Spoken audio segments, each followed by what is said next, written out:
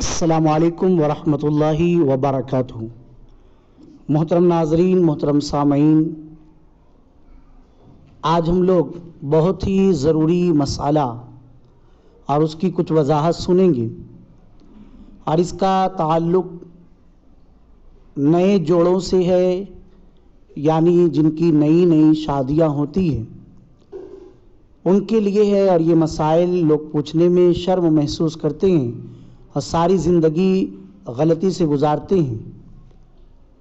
لوگوں نے سوال کیا کہ نکاح کے بعد بیوی سے پہلی ملاقات سے لے کر مباشرت تک کے عمل کا سنت طریقہ آسانی کے ساتھ اگر بتا دیا جائے تو مہربانی ہوگی۔ تو آئیے ہم لوگ اس کو سنتے ہیں، لیکن اگر آپ ہمارے چینل پر نئے ہیں تو آپ پہلے چینل کو سبسکرائب کریں، بیل آئیکن پر کلک بھی کریں تاکہ ہر ویڈیو کی اطلاع آپ کو ہو جائے۔ ویڈیو کو شیئر کریں اور کامنٹ باکس میں بھی اپنے سوالات لکھیں، واٹس ایپ نمبر ہے اس پر بھی لکھیں۔ آئیے سنتے ہیں۔ شب زفاف یعنی پہلی رات میں پہلی ملاقات کے وقت تو ابتداءً 2 رکعت شکرانے کی نماز پڑھے۔ مرد آگے کھڑا رہے، عورت پیچھے۔ نماز کے بعد خیر و برکت، محبت، آپسی میل ملاپ کی دعا کریں۔ حضرت عبداللہ بن مسعود رضی اللہ تعالیٰ عنہ سے مروی ہے کہ ایک شخص عبداللہ بن مسعود رضی اللہ تعالیٰ عنہ کے پاس آیا اور کہا کہ میں نے ایک باقرہ عورت سے نکاح کیا ہے، اب مجھے ڈر ہے کہ وہ مجھے پسند نہ کرے اور دشمن تصور کرے۔ حضرت عبداللہ بن مسعود رضی اللہ تعالیٰ عنہ نے اس سے فرمایا، محبت اللہ کی طرف سے اور دشمنی شیطان کا فعل ہے۔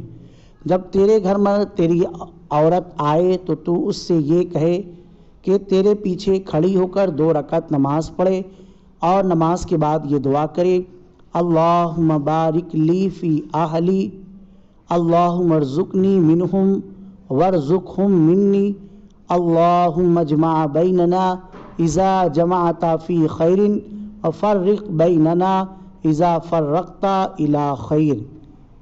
اس کے بعد بیوی کی پیشانی کے بال پکڑ کر یہ دعا پڑھے، اللہم انی اسألک من خیرہا وخیر ما جبلتہا علی واعوذ بک من شرہا وشر ما جبلتہا علی۔ شوہر محبت سے پیش آئے، اپنا سکہ اور اپنا رعب دبدبہ جمانے کی فکر نہ کرے اور ہر طرح اس کی دلجوئی کرے کہ عورت کو مکمل سکون اور قلبی راحت حاصل ہو اور ایک دوسرے کی میں انسیت پیدا ہو۔ جب مباشرت کا ارادہ کرے تو مباشرت سے پہلے عورت کو مانوس کرے، بوس و کنار، ملاعبت، بات چیت، کھیل وغیرہ جس طرح ہو سکے اسے بھی مباشرت کے لیے تیار کرے، اور اس بات کا ہر مباشرت کے وقت خیال رکھے فوراً ہی صحبت شروع نہ کر دے، اور بوقت صحبت اس بات کا خیال رکھے کہ عورت کی بھی شکم سیری ہو جائے، انزال کے بعد فوراً جدا نہ ہو جائے، اسی حالت پر رہے اور عورت کی خواہش پوری ہونے کا انتظار کرے، ورنہ عورت کی طبیعت پر اس سے بڑا بار پیدا ہوگا اور بسا اوقات اس کا خیال نہ کرنے سے آپس میں نفرت اور دشمنی پیدا ہو جاتی ہے جو کبھی جدائیگی کا سبب بھی بن جاتی ہے۔ غنیۃ الطالبین میں اس بات کی طرف اشارہ ہے،